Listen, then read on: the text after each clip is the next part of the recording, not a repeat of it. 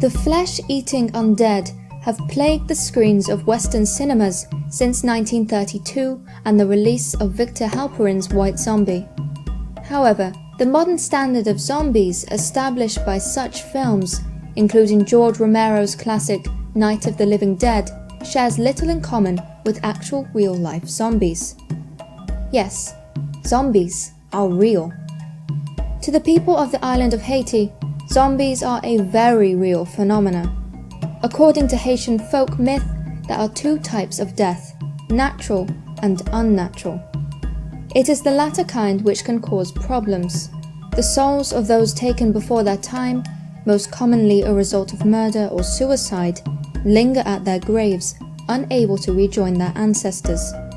These restless spirits are the ones who can be harvested for zombie voodoo.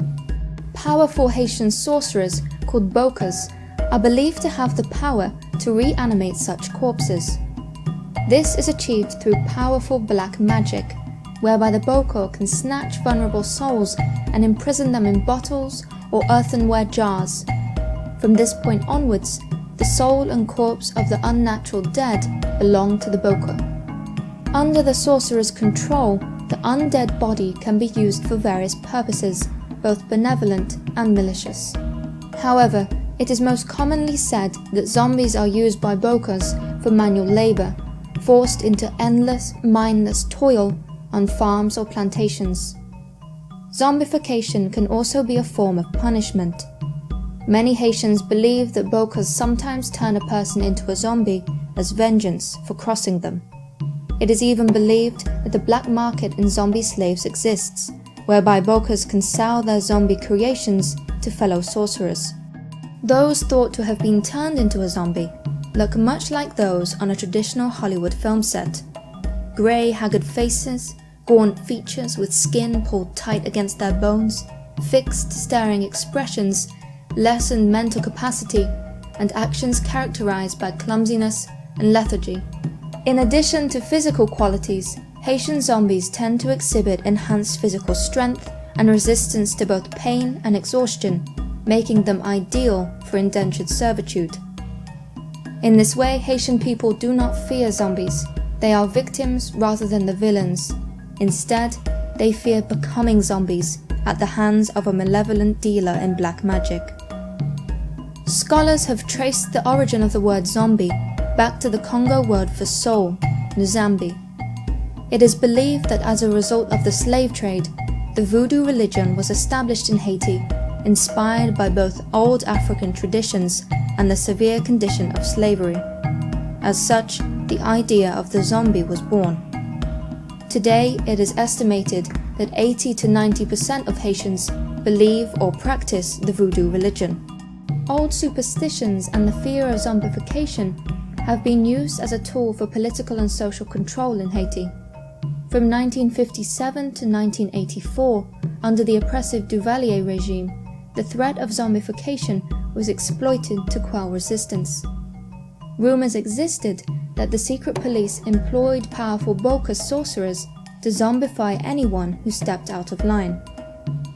Even to this day, Article 246 of the Haitian Criminal Code makes mysterious allusions to considering an attempt on life without giving death, which will cause a more or less prolonged state of lethargy.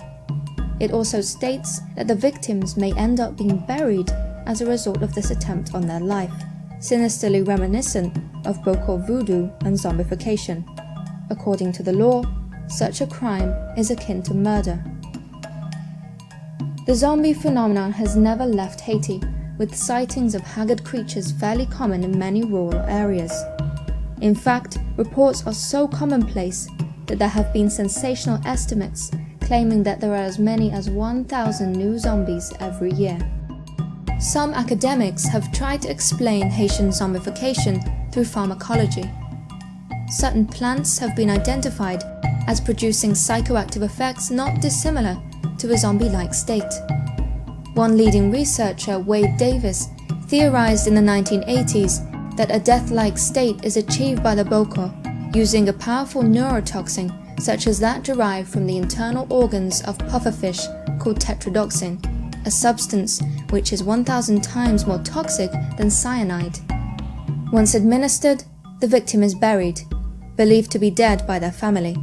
After this, the Boka can revive them and enslave them through the use of psychoactive drugs such as Jimson's weed or the zombie cucumber, which can keep someone in a delirious trance-like state vulnerable to mind control. Other substances thought to trigger frightening psychic dislocation are believed to be involved in the creation of zombies. Haitian Bokos admit the use of powders in the zombification process. However, those researchers who have delved into the spiritual world of the Haitian zombie have found it increasingly difficult to get hold of definitive samples. The powder and its recipe are monopolized by the secret Baizango society, who began as small groups of slaves who escaped from plantations during colonial times. The only samples ever recovered and tested in laboratories have been proven inactive. Could it be, therefore, that Haitian zombies are a social and not a scientific phenomena? The cultural fabric of the country is ripe, after all, for spiritual belief. From the time of birth, Haitians know that zombies are real.